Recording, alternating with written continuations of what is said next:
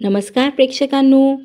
कमळी या मालिकेच्या आजच्या भागामध्ये आपण जबरदस्त ट्विस्ट बघणार आहोत. हो प्रेक्षकांनो, मालिकेमध्ये आपल्याला आता जबरदस्त ट्विस्ट बघायला मिळणार आहे, जो ऐकून तुम्हीसुद्धा चकित होणार आहे. आता नयनताराच्या घरी हॉलमध्ये ऋषी आणि राधिका आणि नायशा बसलेले असतात. तेवढ्यातच आता नायशाला मोठ्या प्रेमाने राधिका घास भरवत असते. तेवढ्यात मात्र आता तिथं सरू येते आणि सरू बोलते, खरंच ना राधिका ताई, तुम्हाला असं नायशावरती प्रेम करत बघताना आणि तिला एवढ्या प्रेमाने घास भरवत असताना मात्र मला माझ्या मुलीची आठवण येते. तेव्हा आता ऋषी बोलते, काकू तुम्हालाच तुमची मुलगी मिळाली का आणि कळालं का तुम्हाला ती कोणत्या कॉलेजमध्ये आहे?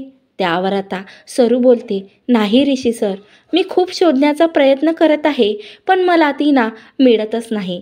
त्यावर आता ऋषी बोलतो, काकू तुम्ही मला सांगा ना, तुम्हाला काही कॉलेजचं नाव वगैरे माहिती आहे का? त्यावर तर राधिका बोलते, हो काकू, तुमच्याकडे काही तर असणार ना, की ज्यामुळे तुमची मुलगी कुठं आहे, म्हणजे आम्हाला तुम्हाला शोधण्यासाठी मदत करता येणार. तर इकडे दुसरीकडे मात्र राजन आणि अन्नपूर्णा हॉलमध्ये बोलत बसलेले असतात. त्यावर आता राजन बोलतो, आई आता मात्र मला खूप भीती वाटते ग. आपल्याला जर माझी मोठी मुलगी नाही मिळाली तर तुला माहिती आहे ना, की ही सर्व प्रॉपर्टी त्या अनिकाच्या नावावरती आपल्याला करून द्यावं लागणार. आणि अनिका कशी मुलगी आहे तुला माहिती आहे ना, ती नुसतं त्या कामिनीमुळे बिघडलेली आहे. त्यावर आता अन्नपूर्णा बोलते, हो रे राजन, मलासुद्धा वाटत आहे की माझी मोठी नात मला कधी मिळणार. मलासुद्धा खूप वाट बघते रे मी तिची, तरीसुद्धा देवी आई कधी चमत्कार करणार. त्यावर आता राजन बोलतो, हो आई, मला ना काय कळावं करत नाही, कारण आता कामिनीने दिलेला वेळ आपल्याकडे थोडासा आहे.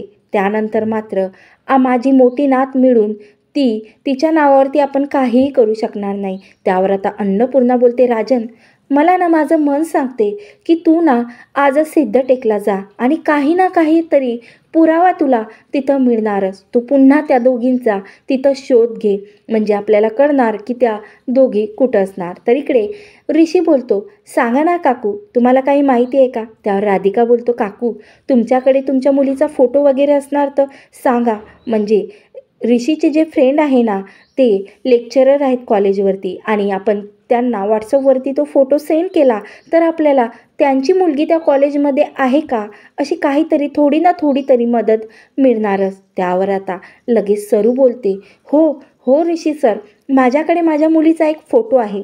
त्यावर आता सरू लगेच जाते आणि ऋषीकडे आणि राधिकाकडे कमळीचा जो एक फोटो असतो ना सरूकडे, तो फोटो घेऊन येते. आता मात्र राधिका आणि ऋषी त्या फोटोकडे बघून मात्र चकित होते आणि बोलते, काकू ही तर कमळी आहे.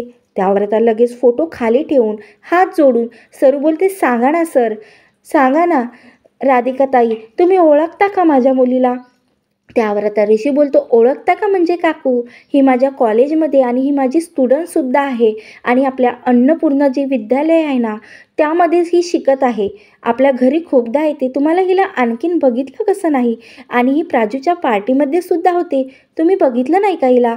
मला हेच कळत नाही. त्यावर आता राधिका बोलते, काकू ही आपल्या नायशाची डान्स टीचरसुद्धा आहे. खरंच इतकं छान भरतनाट्यम शिकवते ना. त्यावर आता सरू रडतच बोलते, हो मला वाटलंच, कारण जे मी माझ्या कमळीला शिकवलं ना तसंच आता हे भरतनाट्यम मला नायशा करताना दिसली, पण मला वाटलं नाही की माझी कमळी इथं आहे. त्यावर आता लगेच हात जोडून सरू बोलते की मला माझ्या कमळीची भेट घडवून आणा ऋषी सर, माझ्या कमळीची भेट घडवून आणा. हे उपकार मी तुमचं आयुष्यभरसुद्धा विसरणार नाही, असं ती हात जोडून ऋषीला बोलते. त्यावर आता लगेच ऋषी सरूला बोलते, हो तुम्ही आताच्या आता माझ्यासोबत चला. त्यावर सरू बोलते, पण मला नयनतारा मॅडमनी स्वयंपाक बनवायला सांगितलं आहे. त्यावर आता राधिका बोलते, काकू तुम्ही निवांतपणे कमळीला भेटून या, म्हणजे कमळीलासुद्धा तुम्हाला पाहून नक्की आनंद होणार, कारण मी बघितलं आहे, तिने मला खूपदा सांगितलं आहे की तिलासुद्धा तुमची आणि तिच्या आजोबांची खूप आठवण येते आणि या स्वयंपाकाचं जे काही आहे ना ते मी बघते.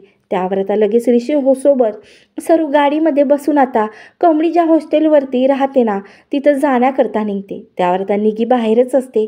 त्यावर आता जसं ऋषी सर तुम्ही इथं कसे? त्यावर आता निगी ऋषीला बोलते, बघ मी आज कमळीसाठी आणि तुझ्यासाठी काहीतरी मोठं सरप्राईज घेऊन आलेला आहो. त्यावर आता निगी बोलते, काय आणलं? तर लगेच आता सरू गाडीमधून बाहेर निघते. तर आता निगी मात्र सरूला बघून मात्र चकित होऊन जाते. लगेच धावत आता सरूला मिठी मारते आणि बोलते, काकू काकू तू इथं कशी आणि ऋषी सरांसोबत कसे? त्यावर आता ऋषी बोलतो की निगी तुझे प्रश्न आता तू थोडा वेळाने विचार बरं, काकू तुझ्याकडेच आहेत. आता लवकर कमळीची भेट घडवून आण काकूला, तर तिची खूप आठवण येत आहे. त्यावर आता निगी बोलते, हो तुम्ही इथेच थांबा, मी कमळीला काहीतरी सरप्राईज देऊन असं बोलून इथे घेऊन येते. त्यावर आता लगेच निगी हॉस्टेलवरती धावतच जाते आणि कमळीचा हात पकडत बोलते की चल ऋषी सरांनी ना आज तुझ्याकरता जगात भारी असं सरप्राईज आणलेलं आहे. तेव्हा मात्र प्रेक्षकांनो आता लगेच कमळी बाहेर येते आणि ऋषीपाशी तिला दिसते. ऋषी आणि म्हणजे ऋषीपाशी सरू कमळीची आई तिथं तिला उभी दिसते. त्यावर आता लगेच कमळी धावत धावत सरूला मिठी मारते. तर आता सरूसुद्धा आपल्या मुलीची भेट घेते आणि बोलते की बाळा कुठं होती, किती शोधलं.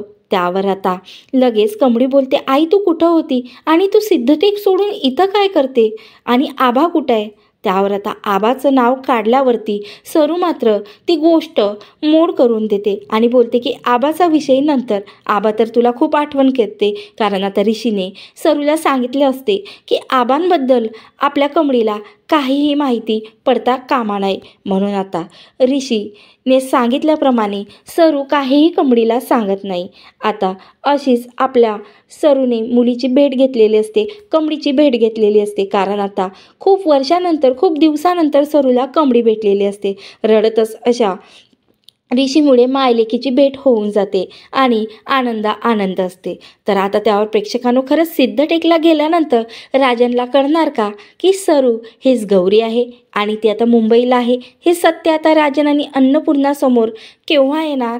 आता लगेच कमळीचे वडील राजनच आहेत हे सत्य नयनतारासमोर ऋषीसमोर केव्हा येणार? हे सर्व मालिकेमधील जबरदस्त ट्विस्ट आपल्याला माझ्या चॅनलवरती पाहायला मिळणार आहे. म्हणून तुम्ही माझ्या चॅनलवरती नवीन असाल तर नक्की सबस्क्राईब करा आणि व्हिडिओ आवडल्यास लाईक करा. धन्यवाद. जय गजानन.